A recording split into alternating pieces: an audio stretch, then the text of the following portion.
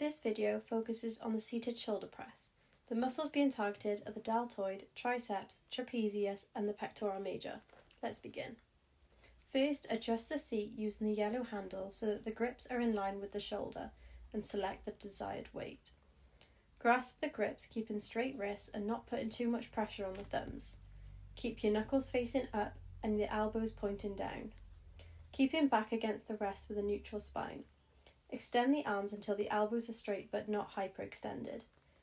Keeping elbow below wrist throughout the whole movement.